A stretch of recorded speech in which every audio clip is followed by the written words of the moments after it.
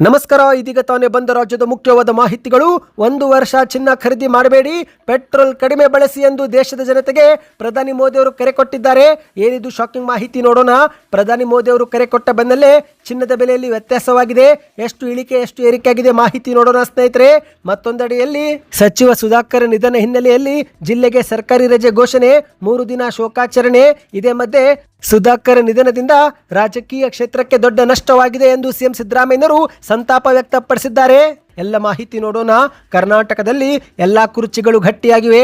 ಪ್ರಧಾನಿ ಮೋದಿ ಅವರಿಗೆ ಏನು ಕಾಣ್ತಾ ಇದೆಯೋ ಗೊತ್ತಿಲ್ಲ ಎಂದು ಡಿ.ಕೆ. ಶಿವಕುಮಾರ್ ಅವರು ವ್ಯಂಗ್ಯವಾಡಿದ್ದಾರೆ. ಇದೇ ಮಧ್ಯೆ ಬಿಪಿಎಲ್ ಕಾರ್ಡುದಾರರಿಗೂ ಕೂಡ ಗುಡ್ ನ್ಯೂಸ್ ಕೊಟ್ಟ ಆಹಾರ ಇಲಾಖೆ. ಅಕ್ಕಿ ಜೊತೆಗೆ ಇನ್ನು ಮುಂದೆ 2 ಆಹಾರಧನ ಕೊಡ್ತಾರಂತೆ, ಮೇ ತಿಂಗಳಿನಿಂದಲೇ ಜಾರಿಗೆ.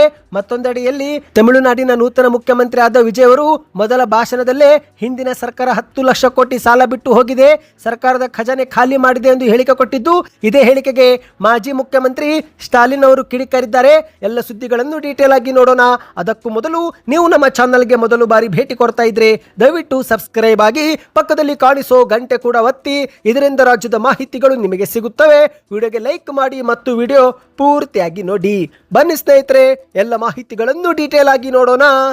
ಇದೀಗ ಸ್ವತಃ ದೇಶದ ಪ್ರಧಾನಿ ಮೋದಿಯವರೇ 1 ವರ್ಷ ಚಿನ್ನ ಖರೀದಿ ಮಾಡಬೇಡಿ ಎಂದು ಕರೆ ಕೊಟ್ಟಿದ್ದಾರೆ. ಹೌದು ಗೆಳೆಯರೆ, ಮಧ್ಯಪ್ರಾಚ್ಯ ಯುದ್ಧದಿಂದಾಗಿ ಪೆಟ್ರೋಲ್ ಮತ್ತು ಡೀಸೆಲ್ ಬೆಲೆ ಏರಿಕೆ ಆಗಬಹುದು ಎಂಬ ಭೀತಿ ಉಂಟಾಗಿರೋ ನಡುವೆನೇ ಪ್ರಧಾನಿ ಮೋದಿಯವರು ಪೆಟ್ರೋಲ್ ಡೀಸೆಲ್ ಕಡಿಮೆ ಬಳಸಿ ಎಂಬ ಮುನ್ಸೂಚನೆ ಕೊಟ್ಟಿದ್ದು, ಅದರ ಜೊತೆಗೆ 1 ವರ್ಷ ಚಿನ್ನ ಖರೀದಿಯೂ ಕೂಡ ಮಾಡಬೇಡಿ ಎಂದು ಮನವಿಯನ್ನ ಮಾಡಿದ್ದಾರೆ.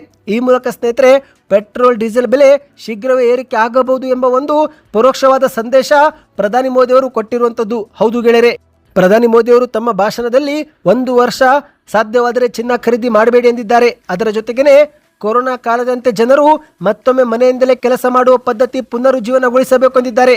ಅಂದರೆ ವರ್ಕ್ ಫ್ರಮ್ ಹೋಮ್ಗೆ ಆದ್ಯತೆ ಕೊಡಬೇಕು ಎಂದು ಪ್ರಧಾನಿ ಮೋದಿ ಅವರು ಇಲ್ಲಿ ಮನವಿ ಮಾಡಿದ್ದು, ಇದರ ಜೊತೆಗೆ ಇಂಧನ ಬಳಕೆ ಕಡಿತಗೊಳಿಸಬೇಕು ಎಂದು ಕೂಡ ತಿಳಿಸಿದ್ದಾರೆ. ಸಾಧ್ಯವಾದರೆ 1 ವರ್ಷದವರೆಗೆ ಮದುವೆ ಮತ್ತು ಸಮಾರಂಭಗಳಿಗೆ ಚಿನ್ನ ಖರೀದಿ ಮಾಡುವುದನ್ನು ಕೂಡ ತಪ್ಪಿಸಬೇಕು ಎಂದು ಹೇಳಿದ್ದಾರೆ. ಹೌದು, ಭಾರತದ ಬಳಿ ಬೃಹತ್ ತೈಲ ಬಾವಿಗಳಿಲ್ಲ. ನಾವು ಇಂಧನಕ್ಕಾಗಿ ಇತರೆ ದೇಶಗಳ ಮೇಲೆ ಅವಲಂಬಿತರಾಗಿದ್ದೇವೆ. ಹಾಗಾಗಿ ಪೆಟ್ರೋಲ್ ಮತ್ತು ಡೀಸೆಲ್ ಅನ್ನು ಅತ್ಯಂತ ಜಾಗರೂಕತೆಯಿಂದ ಬಳಸುವ ಸಮಯ ಬಂದಿದೆ ಎಂದು ಪ್ರಧಾನಿ ಮೋದಿಯವರು ಎಚ್ಚರಿಸಿದ್ದಾರೆ ಸ್ನೇಹಿತರೆ. ಅಂದಹಾಗೆ ಸ್ನೇಹಿತರೆ, ಈಗ ಪ್ರಧಾನಿ ಮೋದಿಯವರ ಹೇಳಿಕೆ ಪ್ರಕಾರ ಒಂದೊಮ್ಮೆ ಜನರು ಚಿನ್ನ ಖರೀದಿ ಮಾಡುವುದು ಕಡಿಮೆ ಮಾಡಿದರೆ ಆಗ ಸ್ವತಃ ಚಿನ್ನದ ಡಿಮ್ಯಾಂಡ್ ಕುಸಿತವಾಗಿ ಬೆಲೆ ಇಳಿಕೆ ಆಗುವ ಸಾಧ್ಯತೆ ಇದೆ. ಹಾಗಾಗಿ ಒಂದು ರೀತಿಯಲ್ಲಿ ನೋಡಿದರೆ ಇದು ಒಂದು ಉತ್ತಮ ನಿರ್ಧಾರ ಅಂತಲೂ ಇಲ್ಲಿ ಹೇಳಬಹುದು. ಅಂದಹಾಗೆ ಸ್ನೇಹಿತರೆ, ಪ್ರಧಾನಿ ಮೋದಿಯವರು ಹೇಳಿಕೆ ಕೊಟ್ಟ ಬೆನ್ನಲ್ಲೇ ಚಿನ್ನದ ಬೆಲೆಯಲ್ಲಿ ಏರಿಕೆ ಆಗಿದೆ. ಹೌದು, ನಿನ್ನೆ ಪ್ರಧಾನಿ ಮೋದಿಯವರು ದೇಶದ ಜನತೆಗೆ 1 ವರ್ಷ ಅನಗತ್ಯ ಚಿನ್ನ ಖರೀದಿ ಮಾಡದಂತೆ ಸೂಚನೆ ಕೊಟ್ಟಿದ್ದು, ಇದರ ಮಧ್ಯವೇ ಇಂದು ಚಿನ್ನದ ಬೆಲೆಯಲ್ಲಿ ಏರಿಕೆ ಕಂಡಿದೆ. ಹೌದು, ನಿನ್ನೆಗೆ ಹೋಲಿಕೆ ಮಾಡಿದರೆ 500 ರೂಪಾಯಿ ಏರಿಕೆ ಆಗಿದೆ. ನಿನ್ನೆ 10 ಗ್ರಾಂ 24 ಕ್ಯಾರೆಟ್ ಬಂಗಾರ 1,52,900 ರೂಪಾಯಿ ಇತ್ತು. ಇವತ್ತು 10 ಗ್ರಾಂ ಚಿನ್ನಕ್ಕೆ 1,53,200 ರೂಪಾಯಿ ಆಗಿದೆ. ಅಂದರೆ ಆಸುಪಾಸು 500 ರೂಪಾಯಿ ಏರಿಕೆ ಆಗಿದೆ. ಈ ಬಗ್ಗೆ ನಿಮ್ಮ ಅನಿಸಿಕೆಯನ್ನು ಕಮೆಂಟ್ ಮಾಡಿ. ಬನ್ನಿ ಎರಡನೇ ಮಾಹಿತಿಗೆ ಹೋಗೋಣ. ರಾಜ್ಯದ ಯೋಜನೆ ಮತ್ತು ಸಾಂಖ್ಯಿಕ ಇಲಾಖೆ ಸಚಿವರಾಗಿದ್ದಂಥ ಸುಧಾಕರ್ ಅವರು ನಿಧನರಾಗಿದ್ದಾರೆ. ಹೌದು, ಇದೊಂದು ಕಾಂಗ್ರೆಸ್ಗೆ ತುಂಬಲಾರದ ದೊಡ್ಡ ನಷ್ಟವಾಗಿದೆ. ಕಳೆದ ಕೆಲ ದಿನಗಳಿಂದ ಅನಾರೋಗ್ಯದಿಂದ ಬಳಲುತ್ತಿದ್ದಂಥ ಸಚಿವ ಸುಧಾಕರ್ ಅವರನ್ನು ಬೆಂಗಳೂರಿನ ಕಿಮ್ಸ್ ಆಸ್ಪತ್ರೆಗೆ ಹೆಚ್ಚಿನ ಚಿಕಿತ್ಸೆಗೆ ದಾಖಲು ಮಾಡಲಾಗಿತ್ತು. ಆದರೆ ಚಿಕಿತ್ಸೆ ಫಲಕಾರಿಯಾಗದೆ ನಿಧನರಾಗಿದ್ದಾರೆ. ಸಚಿವರ ನಿಧನದ ಹಿನ್ನೆಲೆಯಲ್ಲಿ ಚಿತ್ರದುರ್ಗ ಜಿಲ್ಲೆಗೆ ಸರ್ಕಾರಿ ರಜೆ ಘೋಷಣೆ ಮಾಡಲಾಗಿದ್ದು, 3 ದಿನ ಶೋಕಾಚರಣೆ ಘೋಷಣೆ ಮಾಡಲಾಗಿದೆ. ಅಂದರೆ ಈ 3 ದಿನಗಳ ಕಾಲ ಯಾವುದೇ ಒಂದು ಕಾರ್ಯಕ್ರಮ ಮಾಡುವಂತಿಲ್ಲ. ಹೌದು ಗೆಳೆಯರೆ, ಸಚಿವ ಸುಧಾಕರ್ ಅವರು ಚಿತ್ರದುರ್ಗದ ಹಿರಿಯೂರಿನ ಕ್ಷೇತ್ರದ ಶಾಸಕರಾಗಿದ್ರು, ಜೊತೆಗೆ ಚಿತ್ರದುರ್ಗದ ಜಿಲ್ಲಾ ಉಸ್ತುವಾರಿ ಸಚಿವರು ಕೂಡ ಆಗಿದ್ರು. ಹಾಗಾಗಿ ಮೇ 11ರಂದು ಚಿತ್ರದುರ್ಗ ಜಿಲ್ಲೆಯಲ್ಲಿ ಸರ್ಕಾರಿ ರಜೆ ಘೋಷಣೆ ಮತ್ತು ಇಂದಿನಿಂದಲೇ 3 ದಿನಗಳ ಕಾಲ ಶೋಕಾಚರಣೆ ಘೋಷಿಸಿ ಆದೇಶ ಹೊರಡಿಸಲಾಗಿದೆ. ಅಂದಹಾಗೆ ಸ್ನೇಹಿತರೆ, ಸಚಿವ ಸುಧಾಕರ್ ಅವರು ಕಳೆದ ಕೆಲವು ದಿನಗಳಿಂದ ಅನಾರೋಗ್ಯದಿಂದ ಬಳಲುತ್ತಿದ್ರು. ಇತ್ತೀಚೆಗೆ ಮೊಣಕಾಲು ಶಸ್ತ್ರಚಿಕಿತ್ಸೆ ಎಂದು ಆಸ್ಪತ್ರೆಗೆ ಹೋದಾಗ ಸಚಿವರಿಗೆ ಶ್ವಾಸಕೋಶದ ಸೋಂಕಿರುವುದು ಕೂಡ ಗೊತ್ತಾಗಿತ್ತು. ಇದರಿಂದಲೇ ಹೆಚ್ಚಿನ ಒಂದು ಚಿಕಿತ್ಸೆಗಾಗಿ ಬೆಂಗಳೂರಿನ ಕಿಮ್ಸ್ ಆಸ್ಪತ್ರೆಗೆ ದಾಖಲು ಮಾಡಲಾಗಿತ್ತು. ಆದರೆ ನಿನ್ನೆ ಏಕಾಏಕಿ ಆರೋಗ್ಯ ಗಂಭೀರ ಸ್ಥಿತಿಗೆ ತಲುಪಿ ಚಿಕಿತ್ಸೆ ಫಲಕಾರಿಯಾಗದೆ ಮುಂಜಾನೆ ಅವರು ಸಾವನ್ನಪ್ಪಿದ್ದಾರೆ. ಸದ್ಯ ಸಚಿವರ ನಿಧನಕ್ಕೆ ಸಿಎಂ ಸಿದ್ದರಾಮಯ್ಯನವರು ಹಾಗೂ ಉಪಮುಖ್ಯಮಂತ್ರಿ ಡಿ.ಕೆ. ಶಿವಕುಮಾರ್ ಸೇರಿ ಅನೇಕ ಗಣ್ಯರು ಸಂತಾಪ ವ್ಯಕ್ತಪಡಿಸಿದ್ದಾರೆ. ಹೌದು ಗೆಳೆಯರೆ, ಇಂದು ಸದಾಶಿವನಗರದಲ್ಲಿ ಸಚಿವ ಸುಧಾಕರ್ ಅವರ ನಿವಾಸದಲ್ಲಿ ಅಂತಿಮ ದರ್ಶನ ಪಡೆದು ಮಾತನಾಡಿದಂಥ ಮುಖ್ಯಮಂತ್ರಿ ಸಿದ್ದರಾಮಯ್ಯನವರು, ಸುಧಾಕರ್ ಅವರು ಮೂಲತಃ ಚಳ್ಳಿಕೆರೆಯವರು, 2008ರಿಂದಲೇ ಹಿರಿಯೂರು ಕ್ಷೇತ್ರದ ಶಾಸಕರಾಗಿದ್ದವರು, 2ನೇ ಬಾರಿಗೆ ಮಂತ್ರಿಯಾಗಿದ್ದವರು, ಅತ್ಯಂತ ಜನಪ್ರಿಯ ವ್ಯಕ್ತಿ, ಸಮಾಜ ಕಲ್ಯಾಣ ಸಚಿವರಾಗಿಯೂ ಕೂಡ ಕೆಲಸ ಮಾಡಿದ್ದು, ಸಹಕಾರ ಕ್ಷೇತ್ರದಲ್ಲೂ ಕೂಡ ಸಾಕಷ್ಟು ಕೊಡುಗೆ ಕೊಟ್ಟಿದ್ದಾರೆ. ಡಿಸಿಸಿ ಬ್ಯಾಂಕ್ ಅಧ್ಯಕ್ಷರು ಕೂಡ ಅವರು ಆಗಿದ್ರು. ರೈತರು ಹಾಗೂ ಬಡವರ ಪರವಾಗಿ ಸಾಕಷ್ಟು ಅವರು ಕೆಲಸ ಮಾಡಿದ್ದು, ಜನಪ್ರಿಯ ವ್ಯಕ್ತಿಯಾಗಿದ್ರು ಎಂದು ಮುಖ್ಯಮಂತ್ರಿಯವರು ತಿಳಿಸಿದ್ದಾರೆ. ಬನ್ನಿ ಸ್ನೇಹಿತರೆ, ಮತ್ತೊಂದು ಮಾಹಿತಿಗೆ ಹೋಗೋಣ. ಇತ್ತೀಚೆಗೆ ಪಶ್ಚಿಮ ಬಂಗಾಳದಲ್ಲಿ ಬಿಜೆಪಿ ಗೆದ್ದ ಬೆನ್ನಲ್ಲೇ ಬೆಂಗಳೂರಲ್ಲಿ ಆಯೋಜನೆ ಮಾಡಲಾಗಿದ್ದಂಥ ವಿಜಯೋತ್ಸವ ಕಾರ್ಯಕ್ರಮದಲ್ಲಿ ಪ್ರಧಾನಿ ಮೋದಿಯವರು ಭಾಗಿಯಾಗಿ ರಾಜ್ಯದ ಕಾಂಗ್ರೆಸ್ ಸರ್ಕಾರ ಕುರ್ಚಿ ಕಿತ್ತಾಟದಲ್ಲಿ ಕಸರತ್ತು ಮಾಡ್ತಾ ಇದೆ. ಇಲ್ಲಿನ ಸಿಎಂ ಅವರಿಗೆ ಎಷ್ಟು ದಿನ ಕುರ್ಚಿ ಮೇಲೆ ಕುಳಿತಾರೋ ಅವರಿಗೇನೆ ಗೊತ್ತಿಲ್ಲ ಎಂಬ ಹೇಳಿಕೆಯನ್ನು ಕೊಟ್ಟಿದ್ರು. ಇದೇ ಹೇಳಿಕೆಗೆ ಈಗ ಡಿ ಕೆ ಶಿವಕುಮಾರ್ ಅವರು ರಾಯಚೂರಲ್ಲಿ ತಿರುಗೇಟು ಕೊಟ್ಟಿದ್ದಾರೆ. ಹೌದು ಗೆಳೆಯರೆ, ಕರ್ನಾಟಕದಲ್ಲಿ ಯಾವ ಕುರ್ಚಿಗಳು ಕೂಡ ಅಲ್ಲಾಡುತ್ತಿಲ್ಲ, ಎಲ್ಲ ಕುರ್ಚಿಗಳು ಗಟ್ಟಿಯಾಗಿವೆ. ಪ್ರಧಾನಿಯವರ ಕಣ್ಣಿಗೆ ಏನು ಕಾಣುತ್ತಿದೆಯೋ ಗೊತ್ತಿಲ್ಲ ಎಂದು ಉಪಮುಖ್ಯಮಂತ್ರಿ ಡಿ ಕೆ ಶಿವಕುಮಾರ್ ಅವರು ವ್ಯಂಗ್ಯವಾಡಿದ್ದಾರೆ. ಹೌದು ಸ್ನೇಹಿತರೆ, ವೇದಿಕೆ ಮೇಲೆ ಪ್ರಧಾನಿ ಮೋದಿ ಅವರು ತಮ್ಮ ಭಾಷಣದಲ್ಲಿ ಪಂಚರಾಜ್ಯ ಚುನಾವಣೆ ಬಳಿಕ ಸಿಎಂ ಕುರ್ಚಿಗಳು ಅಲ್ಲಾಡುತ್ತಿವೆ, ಕರ್ನಾಟಕದಲ್ಲೂ ಕೂಡ ಸಿಎಂ ಕುರ್ಚಿ ಅಲಗಾಡುತ್ತಿದೆ, ಕುರ್ಚಿ ಕಿತ್ತಾಟ ಆರಂಭವಾಗಿದೆ, ಕೇರಳ ಮತ್ತು ಪಂಜಾಬ್ನಲ್ಲೂ ಇದೇ ರೀತಿಯಾಗಿದೆ ಎಂದು ಮೋದಿಯವರು ಭಾಷಣ ಮಾಡಿದ್ರು. ಈ ಒಂದು ಹೇಳಿಕೆಗೆ ರಾಯಚೂರಿನ ಲಿಂಗಸೂರಲ್ಲಿ ಡಿ ಕೆ ಶಿವಕುಮಾರ್ ಅವರು ಪ್ರತಿಕ್ರಿಯೆ ಕೊಟ್ಟು, ಕರ್ನಾಟಕದಲ್ಲಿ ಎಲ್ಲ ಕುರ್ಚಿ ಗಟ್ಟಿಯಾಗಿವೆ, ಪ್ರಧಾನಿ ಮೋದಿಯವರ ಕಣ್ಣಿಗೆ ಏನು ಕಾಣುತ್ತಿದೆಯೋ ಗೊತ್ತಿಲ್ಲ ಎಂದು ವ್ಯಂಗ್ಯವಾಡಿದ್ದಾರೆ. ಇನ್ನು ಇದೇ ವೇಳೆ ಸಚಿವ ಸುಧಾಕರ್ ಅವರನ್ನು ನೆನೆದು ಭಾವುಕರಾದಂಥ ಡಿ ಕೆ ಶಿವಕುಮಾರ್ ಅವರು, ಸುಧಾಕರ್ ಅವರು ಇಂದು ನಮ್ಮನ್ನು ಅಗಲಿದ್ದಾರೆ. ಭದ್ರಾ ಮೇಲ್ದಂಡೆ ಯೋಜನೆ ಉದ್ಘಾಟನೆಗೆ ಅವರು ನಮ್ಮೊಡನೆ ಇರಬೇಕಾಗಿತ್ತು, ಆದರೆ ಅವರ ಅನಾರೋಗ್ಯದ ಕಾರಣಕ್ಕೆ ಇದು ಸಾಧ್ಯವಾಗಲೇ ಇಲ್ಲ. ನನ್ನನ್ನು ಮುಖ್ಯಮಂತ್ರಿಯವರನ್ನು ಯಾವಾಗ ಭೇಟಿ ಮಾಡಿದ್ರು ಸದಾ ಜಿಲ್ಲೆಯ ಅಭಿವೃದ್ಧಿ ಯೋಜನೆಗಳ ಕುರಿತಂತೆ ಮನವಿ ಮಾಡುತ್ತಲೇ ಬಂದವರು. ಜೈನ ಸಮುದಾಯಕ್ಕವರು ಸೇರಿದ್ರು, ಎಲ್ಲಾ ಸಮುದಾಯವನ್ನು ಪ್ರೀತಿಯಿಂದಲೇ ಕಾಣುತ್ತಿದ್ರು. ಹೃದಯ ಶ್ರೀಮಂತಿಕೆ ಇದ್ದಂಥ ಮನುಷ್ಯವರು. ಇವರ ಸಾವಿನಿಂದ ನಮ್ಮ ಸರ್ಕಾರಕ್ಕೆ ಮತ್ತು ಕ್ಷೇತ್ರಕ್ಕೆ ನಷ್ಟ ಉಂಟಾಗಿದೆ.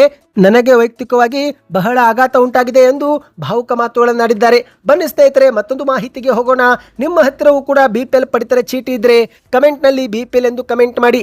ಕರ್ನಾಟಕದ ಬಿಪಿಎಲ್ ಪಡಿತರ ಚೀಟಿದಾರರಿಗೆ ಆಹಾರ ಮತ್ತು ನಾಗರಿಕ ಸರಬರಾಜು ಇಲಾಖೆ ಭರ್ಜರಿ ಗುಡ್ ನ್ಯೂಸ್ ಕೊಟ್ಟಿದೆ. ಇನ್ನು ಮುಂದೆ ಪಡಿತರದಲ್ಲಿ ಕೇವಲ ಅಕ್ಕಿ ಮಾತ್ರ ಸಿಗೋದಿಲ್ಲ, ಬದಲಿಗೆ ಪೌಷ್ಟಿಕಾಂಶಯುಕ್ತ ಸಿರಿಧಾನ್ಯಗಳಾದ ರಾಗಿ ಮತ್ತು ಜೋಳ ನೀಡಲು ಕೂಡ ಸರ್ಕಾರ ನಿರ್ಧಾರ ಮಾಡಿದೆ. ಮೇ ತಿಂಗಳಿನಿಂದಲೇ ನ್ಯಾಯಬೆಲೆ ಅಂಗಡಿಗಳ ಮೂಲಕ ರಾಗಿ ಮತ್ತು ಜೋಳ ನೀಡಲು ಸರ್ಕಾರ ಮುಂದಾಗಿದೆ. ಹೌದು ಗೆಳೆಯರೆ, ಇದುವರೆಗೆ ಬಿಪಿಎಲ್ ಕಾರ್ಡು ಹೊಂದಿರುವ ಪ್ರತಿ ವ್ಯಕ್ತಿಗೆ ರಾಜ್ಯ ಮತ್ತು ಕೇಂದ್ರದಿಂದ ಒಟ್ಟು 10 ಕೆಜಿ ಅಕ್ಕಿ ನೀಡಲಾಗುತ್ತಿತ್ತು. ಆದರೆ ಇನ್ನು ಮುಂದೆ ಅಕ್ಕಿ ಜೊತೆಗೆ 2 ಕೆಜಿ ರಾಗಿ ಮತ್ತು 2 ಕೆಜಿ ಜೋಳ ವಿತರಣೆ ಮಾಡಲು ಆಹಾರ ಇಲಾಖೆ ನಿರ್ಧಾರ ಮಾಡಿದೆ. ಅಂದಹಾಗೆ ಸ್ನೇಹಿತರೆ, ಮಾಹಿತಿಯ ಪ್ರಕಾರ ಹಳೆ ಮೈಸೂರು ಸೇರಿದಂತೆ ದಕ್ಷಿಣ ಕರ್ನಾಟಕದ ಬಹುತೇಕ ಜಿಲ್ಲೆಗಳಿಗೆ ಅಕ್ಕಿ ಜೊತೆಗೆ 2 ಕೆಜಿ ರಾಗಿ, ಇತ್ತ ಹೈದರಾಬಾದ್ ಕರ್ನಾಟಕ ಹಾಗೂ ಮುಂಬೈ ಕರ್ನಾಟಕ ಭಾಗದ ಪಡಿತರದಾರರಿಗೆ ಅಕ್ಕಿ ಜೊತೆಗೆ 2 ಕೆಜಿ ಜೋಳ ನೀಡಲು ನಿರ್ಧಾರ ಮಾಡಿದೆ. ಮೇ ತಿಂಗಳಿನಿಂದಲೇ ಈ ಒಂದು ಹೊಸ ನಿಯಮ ಜಾರಿಗೆ ಬರಲಿದೆ ಎಂದು ಹೇಳಲಾಗ್ತಾ ಇದೆ. ಅಂದಹಾಗೆ ರಾಜ್ಯಾದ್ಯಂತ ರಾಗಿ ನೀಡಲು ಕೂಡ ಅಪಾರ ಪ್ರಮಾಣದ ರಾಗಿ ಈಗ ಖರೀದಿ ಮಾಡಲು ಸರ್ಕಾರ ಮುಂದಾಗಿದೆ. ಹೌದು ಗೆಳೆಯರೆ, ರಾಗಿ ಬೆಳೆಯುವ ರೈತರಿಗೆ ನೋಂದಣಿ ಮಾಡಿಕೊಳ್ಳುವ ಅವಕಾಶ ಕಲ್ಪಿಸಿಕೊಡಲಾಗಿದ್ದು, ಮೇ 15ರ ಒಳಗೆ ನೋಂದಾಯಿಸಿಕೊಳ್ಳಬೇಕು.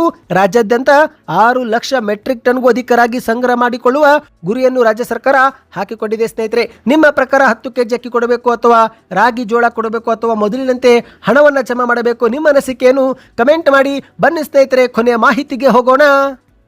ತಮಿಳುನಾಡು ರಾಜ್ಯದ ನೂತನ ಮುಖ್ಯಮಂತ್ರಿಯಾಗಿ ನಟ ವಿಜಯ್ ಅವರು ಪ್ರಮಾಣ ವಚನ ಸ್ವೀಕಾರ ಮಾಡಿದ ಬೆನ್ನಲ್ಲೇ ರಾಜ್ಯದ ಜನತೆಯನ್ನು ಉದ್ದೇಶಿಸಿ ಮಾತನಾಡುತ್ತಾ ಹಿಂದಿನ ಸರ್ಕಾರ ಖಜಾನೆ ಖಾಲಿ ಮಾಡಿದೆ ಎಂದು ಆರೋಪ ಮಾಡಿದ್ದಾರೆ. ಅಷ್ಟು ಮಾತ್ರವಲ್ಲ, ನನ್ನ ಮೇಲೆ 10 ಲಕ್ಷ ಕೋಟಿ ಸಾಲವಿದೆ, ತಮಿಳುನಾಡು ಆರ್ಥಿಕವಾಗಿ ದುಸ್ಥಿತಿಯಲ್ಲಿದ್ದು ಇಂತಹ ಸಂದರ್ಭದಲ್ಲಿ ನಾನು ಇಲ್ಲಿ ಸಿಎಂ ಆಗಿ ಬಂದಿದ್ದೇನೆ ಎಂದು ಮೊದಲ ಭಾಷಣದಲ್ಲೇ ಹೇಳಿಕೆ ಕೊಟ್ಟಿದ್ದಾರೆ. ಸದ್ಯ ಇದೇ ಒಂದು ವಿಚಾರಕ್ಕೆ ಮಾಜಿ ಮುಖ್ಯಮಂತ್ರಿ MK ಸ್ಟಾಲಿನ್ ಅವರು ಆಕ್ರೋಶ ವ್ಯಕ್ತಪಡಿಸಿದ್ದಾರೆ.